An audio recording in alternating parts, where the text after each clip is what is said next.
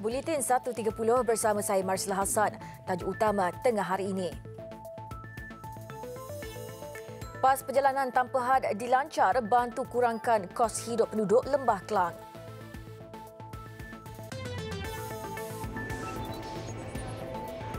Juga bekas pegawai DOJ Amerika Syarikat mengaku bersalah berhubung 1MDB.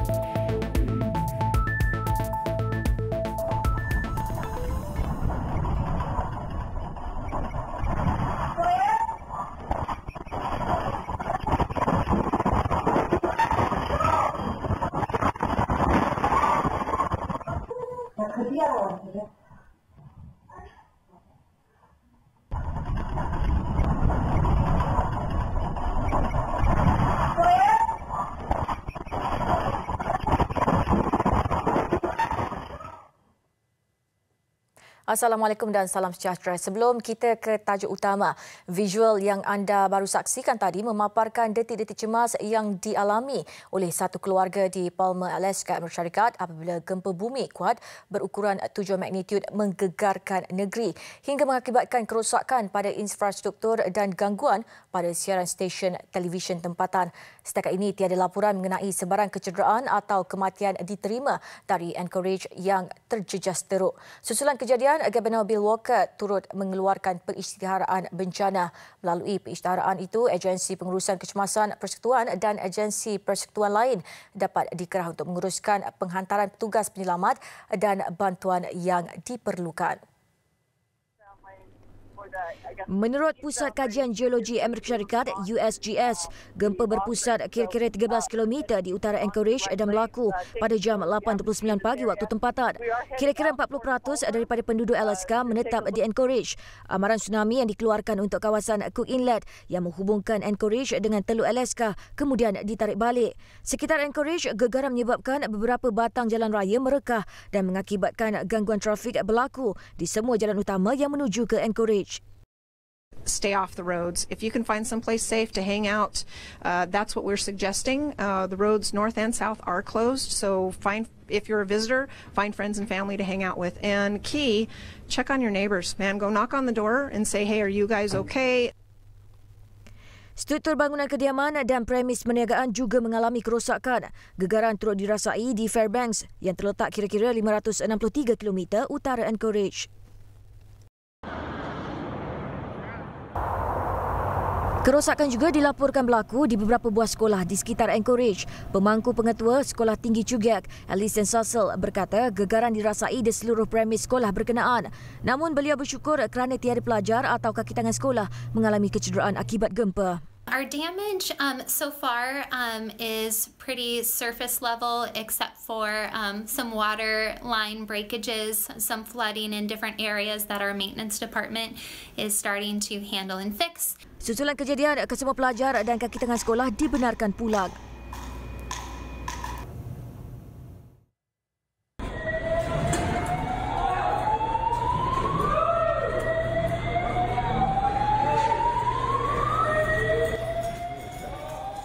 Sementara itu, keadaan panik juga tercetus dalam kalangan penumpang yang menunggu untuk berlepas di bangunan terminal lapangan terbang Anchorage.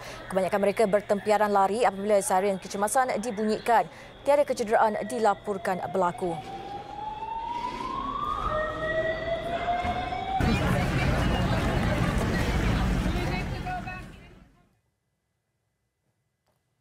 Seorang bekas pegawai di Jabatan Kehakiman Amerika Syarikat DOJ mengaku bersalah atas tuduhan melanggar peraturan perbankan dalam cubaan mengelakkan pihak berkuasa Amerika Syarikat meneruskan tindakan terhadap dana pelaburan One Malaysia Development Berhad 1MDB. DOJ dalam satu pengumuman berkata George Higginbotham, 46 tahun, mengaku berbohong kepada beberapa bank di Amerika Syarikat ketika membuat transaksi berjumlah jutaan dolar untuk membiayai kempen bagi pihak Low Tech Joe atau JOLO yang juga dalang utama kes syarikat pelaburan tersebut. Menurut DOJ, Higginbotham mengaku menipu pihak bank termasuk dengan mengeluarkan dokumen pinjaman dan rundingan palsu bagi menyembunyikan sumber sebenar dana. DOJ mendedahkan tujuan sebenar dana terbabit adalah untuk membiayai kempen melobi kerajaan Amerika bagi menyelesaikan kes jenayah dan sivil yang timbul dalam skandal 1MDB dan meyakinkan pihak berkuasa negara itu untuk menghantar pulang seorang warga asing ke negara asalnya. Higginbotham yang berkhidmat sebagai pegawai perhubungan antara jabatan berkenaan dan penggubal undang-undang Amerika sehingga Ogos lalu tidak terbabit dalam penyiasatan 1MDB dan gagal mempengaruhi mana-mana aspek dalam hal itu. Sementara itu, DOJ dalam satu pengumuman berasingan semalam berkata jabatan berkenaan sedang dalam proses mendapatkan semula $73 juta atau 305 juta ringgit yang ditahan dalam akaun Bank Amerika disahkan dibuka oleh Higginbotham dan Prakrazil Pras Michael bagi Jolo tahun lalu. Pendakwa persekutuan pada Ogos lalu mendakwa Jolo yang kini dalam buruan dengan 8 pertuduhan penggubahan wang haram. Beliau dituduh membantu penyelewengan $4.5 bilion atau 18.81 bilion ringgit dari dana bantuan kerajaan Malaysia. Dalam membantu mengurangkan kos sara hidup rakyat dan kesesakan lalu lintas terutama di ibu negara, kerajaan memperkenalkan PAS perjalanan tanpa had My100 dan My50. Pengguna bakal mendapatkan penjimatan lebih RM100 dengan mendaftar PAS berkenaan yang boleh digunakan dalam tempoh 30 hari menggunakan MyCard atau MyTentera. Majlis Pelancaran disempurnakan Perdana Menteri Tun Dr. Mahathir Mohamad di KL Sentral pagi tadi. PAS perjalanan tanpa had ini adalah inisiatif di bawah Kerajaan Pakatan Harapan bagi menggalakkan orang ramai menggunakan perkhidmatan pengangkutan awam. Menurut Tun Dr. Mahathir dalam ucapan beliau, kemudahan yang akan bermula di Lembah Kelang pada 1 Januari 2019 turut akan diperluaskan ke negeri lain pada masa akan datang. Dan dengan ini kita boleh guna belanja RM100 ataupun RM50 saja untuk unlimited travel dengan apa juga jenis kenderaan yang dibekalkan oleh prasarana. Ini akan mengurangkan kos perjalanan kepada rakyat yang perlu bergerak daripada satu tempat ke satu tempat di Kuala Lumpur. Tadi telah kita tunjuk bagaimana rakyat dapat mengurangkan perbelanjaan perjalanan mereka sehingga sebanyak lebih daripada RM100 sebulan. Bagi PAS perjalanan My100, pelanggan boleh menikmati semua perkhidmatan rel dan bas Rapid KL termasuk MRT, LRT, monorail, BRT Sunway dan bas Rapid KL. PAS perjalanan My50 pula menawarkan perkhidmatan semua bas Rapid KL dan bas pengantara MRT sepanjang 30 hari. Pengguna boleh mendaftar di semua hub bas, stesen LRT, MRT dan monorail bermula hari ini. Menurut Tun Dr. Mahathir, pengenalan PAS berkenaan juga sebagai inisiatif kerajaan ke arah menggalakkan budaya transaksi tanpa wang yang dapat membendung gejala rasuah. Bila kita perkenalkan sistem cashless, sukar bagi mereka untuk menyogok wang rasuah kepada sesiapa kerana semuanya akan direkod. Tiap satu perbelanjaan akan direkod dalam bank dan dalam lain-lain sistem supaya kita dapat tahu siapa yang memberi dan siapa yang menerima wang sogokan. Turut hadir Menteri Pengangkutan Anthony Loke dan Menteri Pelancongan Seni dan Budaya Datuk Muhammadin Ketapi. Dalam majlis sama turut diperkenalkan 10 duta yang terdiri dari atlet terkenal tanah air antaranya Datuk Nicole and David dan Cheng Jun Ho serta Muhammad Rizwan Puzi.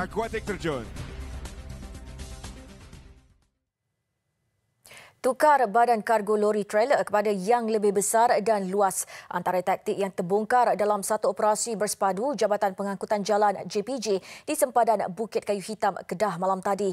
Lebih mengejutkan, kenderaan itu dikesan mempunyai 2 cukai jalan yang dilekatkan di bahagian depan dan belakang trailer bagi mengaburi pihak berkuasa di negara ini. Trailer 30 tan ini didaftarkan untuk membawa muatan barangan kering, namun di dalamnya adalah muatan sayur. Menurut pengarah JPJ Kedah, Isma Suhaimi Sharif, pemandu trailer berusia 40 tahun yang ditahan mengaku badan kargo trailer ditukar di negara jiran untuk membawa barangan yang lebih banyak. Dia turut memberi alasan badan trailer asal mengalami kerosakan teruk dan perlu segera menghantar barangan basah berkenaan ke Johor. Okey, lori tadi adalah merupakan lori jenis kargo yang mana yang menggunakan pelik pelik kenderaan yang lain ya, ataupun pelik palsu di ekor dia bahagian belakang. Sebenarnya pelik asal dia masih lagi road tag masih lagi berkuasa. Tapi mungkin dia punya kepala dia tu dia kepala dia ada satu rotex dan ekor dia ada satu rotex. Berikutan itu, pihaknya mengeluarkan kompaun dan lori berkenaan disita. Kes disiasat mengikut Seksyen 108 Akta Pengangkutan Jalan 1987. Sepanjang operasi selama 5 jam itu, sebanyak 120 saman, 3 notis arah periksa serta 1 notis larangan penggunaan kenderaan dikeluarkan. Kesalahan tertinggi dicatatkan adalah lesen kenderaan motor, LKM, tamat tempoh serta tiada lesen memandu. Sementara itu, Agensi Anti Dadah Kebangsaan AADK turut menahan 3 lelaki selepas hasil ujian saringan awal air kencing yang dijalankan didapati positif metafetamin dan ganja. Operasi dilakukan berikutan JPJ mendapat aduan berlaku penyelewengan terhadap kenderaan berat yang keluar masuk di pintu sepadan Bukit Kayu Hitam. Ia membabitkan seramai 54 anggota daripada Ibu Pejabat JPJ Kedah, Perak dan Pulau Pinang, AADK serta Kementerian Perdagangan Dalam Negeri, Koperasi dan Kepenggunaan.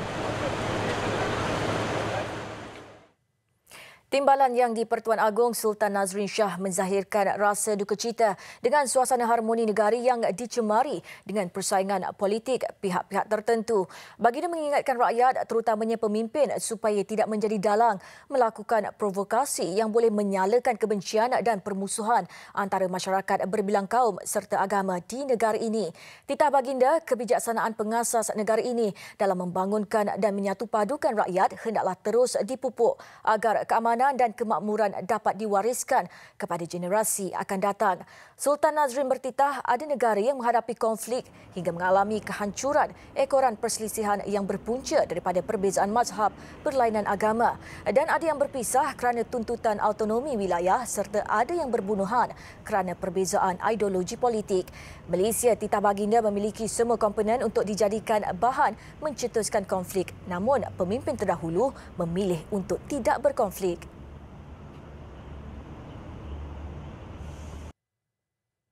Kementerian Kesihatan akan memanggil kaki tangan yang terlibat dalam kes tuntutan saman seorang remaja kerana mengalami kecacatan kekal akibat kecuaian semasa proses berkatan.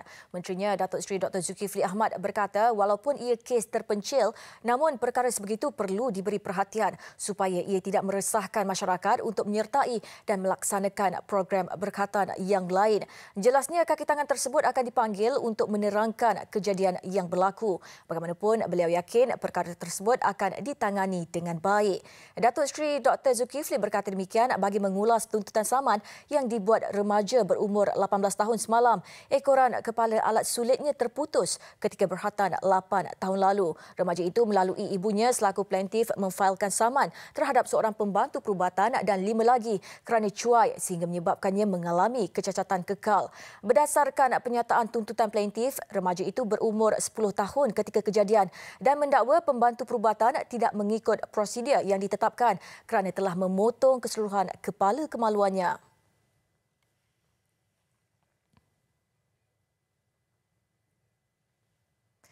Walaupun peruntukan belanjawan 2019 bagi dana pinjaman tabung ekonomi kumpulan usaha niaga Tekun Nasional berkurangan, namun Kementerian Pembangunan Usahawan yakin dana itu dapat dimanfaatkan secara efektif bagi membantu golongan usahawan.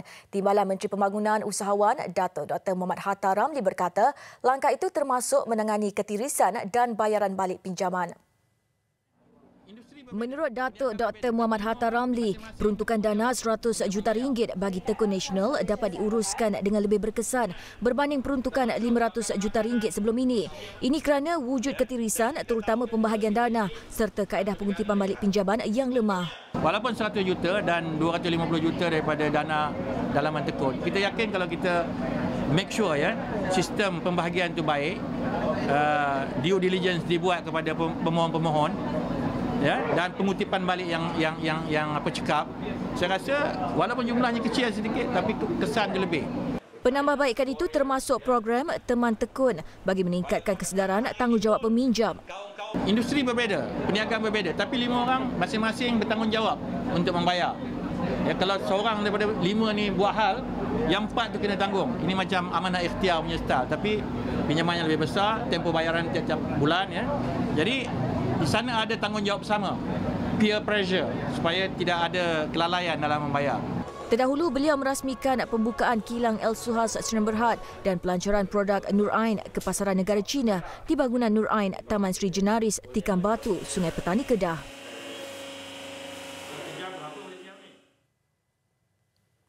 50.2% pekerja Malaysia mengalami masalah mental berpunca daripada tekanan. Daripada jumlah itu, 18.2% disebabkan tekanan kewangan. Itu antara hasil tinjauan tempat kerja paling sihat Malaysia oleh AIA Vitality 2018. Menurut Ketua Pegawai Eksekutif AIA Berhad, Anusha Tavaraja, kesihatan mental sering diabaikan dan tidak dapat dikesan kerana stigma dan kurang pemahaman.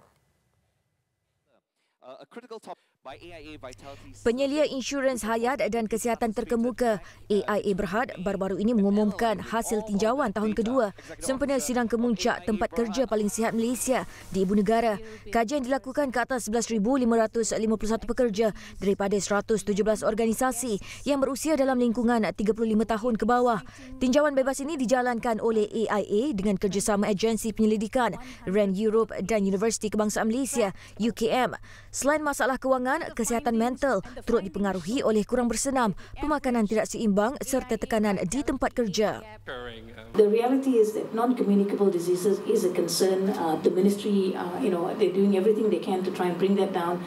And as an organisation, AIA, if we can play a role in helping corporate Malaysia and people and our customers become more aware, these are things that can be addressed. It's just slight, small step changes in what we do every day, small step changes in what we eat every day, small step changes in how we cook our food every day. Hasil kajian juga menunjukkan 20% pekerja dibuli di tempat kerja, sama ada secara lisan atau fizikal, sehingga memberi kesan kepada kesihatan mental serta kesejahteraan mereka. The finding telling the corporate bodies that in order to make dollar and cent, the health and the well-being of the individual or your employee is the best investment to go about. So the paradigm shift, the thinking part, because from the previously, the corporates only harping for food, healthy eating, physical activity. They only look at the aspect in order to make the healthier for the population. But that is not enough. The data tells you that it's not enough. You need to go beyond that. You need to really change the system, the culture of the organisation, the mindset of the people of Malaysia. Dapatan kajian turut mendedahkan majikan kehilangan 73.1 hari waktu bekerja bagi seorang pekerja atau RM2.27 juta setahun bagi setiap organisasi kerana ketidakhadiran atau hadir di tempat kerja namun tidak produktif akibat dibatasi masalah kesihatan. Angka itu meningkat berbanding 67.2 hari pada kajian tahun sebelumnya. Kajian juga mendapati 16.6% pekerja mengalami masalah berat badan berlebihan dan 54.4% rakyat negara ini tidur kurang 7 jam sehari. Bertemu kembali. Institut Keselamatan dan Kesihatan Pekerjaan Negara NIOSH menggesa agar semua majikan di negara ini mempertingkatkan pelaksanaan automasi bagi proses pematuhan pengurusan keselamatan dan peralatan keselamatan di tempat kerja. Pengerusinya Tan Sri Lilam Tai berkata bagi mendukung hasrat kerajaan melaksanakan transformasi di bawah revolusi perindustrian 4.0, kemajuan terkini dalam teknologi keselamatan mampu memberi perlindungan kepada pekerja dengan lebih berkesan selain membantu mereka untuk bersikap lebih berdaya saing. Seiring dengan hasrat kerajaan untuk membawa Malaysia maju ke hadapan, Tan Sri Lee menegaskan sudah tiba masanya semua pihak memberi respon positif menyahut seruan berkenaan. Nah, ini misalnya untuk melabur dalam pembelian drone, di mana kalau mereka boleh menggunakan drone ini, jadi drone ini mereka boleh membuat pemantauan. Misalnya di satu tapak pembinaan, sungguh pun itu melibatkan itu tingkat yang amat tinggi, tetapi dengan drone, jadi mereka tahulah sama ada para pekerja di situ ada mematuhilah itu prosedur SOP yang itu betul. Dalam sesi sidang medianya selepas menyempurnakan persidangan saintifik keselamatan dan kesihatan pekerjaan Saikosh anjuran kali kelima di Putrajaya, beliau turut menegaskan penggunaan teknologi yang berhubung kait dengan keselamatan wajar diberi perhatian. Justru katanya dengan adanya pelaburan dari majikan, tahap keselamatan dan kesihatan pekerja di tempat kerja boleh dipantau dengan baik.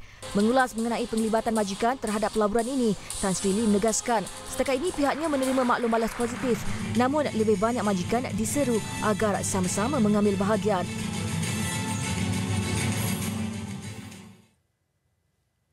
Kereta konsep seringkali direka untuk tarikan pengunjung ke pameran, namun rekaan dengan ciri yang canggih dan luar biasa boleh menggambarkan model masa depan bagi syarikat pengeluar.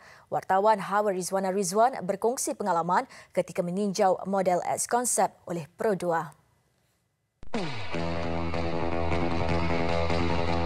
Kalau anda dengar sporty, mungkin anda bayangkan kereta yang sempit. Tetapi tidak bagi X konsep keluaran Pro2 RNB ini kerana elemen sporty digabungkan dengan elemen moden supaya mendapat package hatchback yang lengkap. Timbalan Pengurus Besar Rekaan Gaya Pro2 Zamurin Musa berkata, bukan sahaja golongan muda, malah rekaan X konsep ini ialah untuk menarik perhatian mereka yang sudah berkeluarga. In term of total interior design yang kita tengok, elemen yang red element ni nak tunjukkan kata dia punya nampak dynamic dan sporty dia. And then kalau kita tengok the upper portion of the IP ni, dia straight sampai ke side mirror kamera tu. So kita nak nampak elemen luas dan orang kata nampak macam very emotional. Luar dan dalam tu nampak kita attach dengan kereta tu.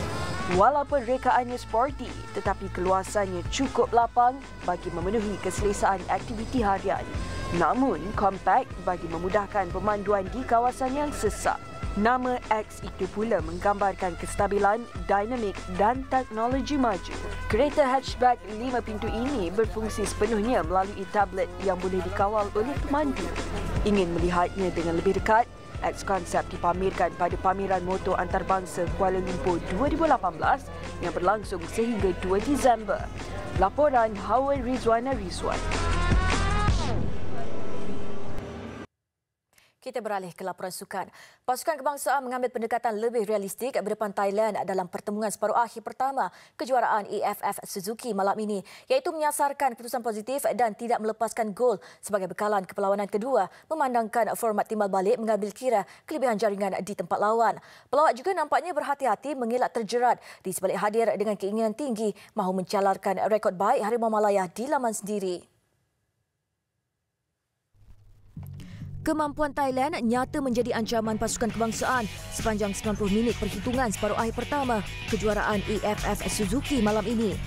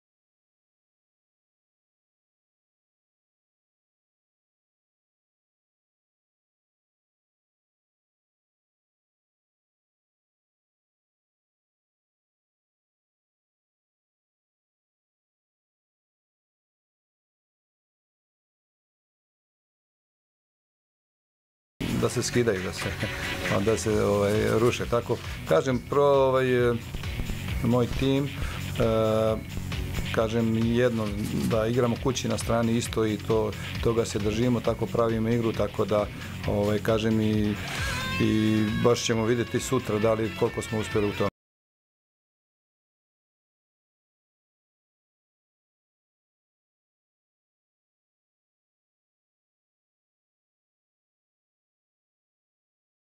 Terakhir sejak 2012, Thailand menang 3 kali, sementara Malaysia berjaya menumpaskan lawan sebanyak 2 kali.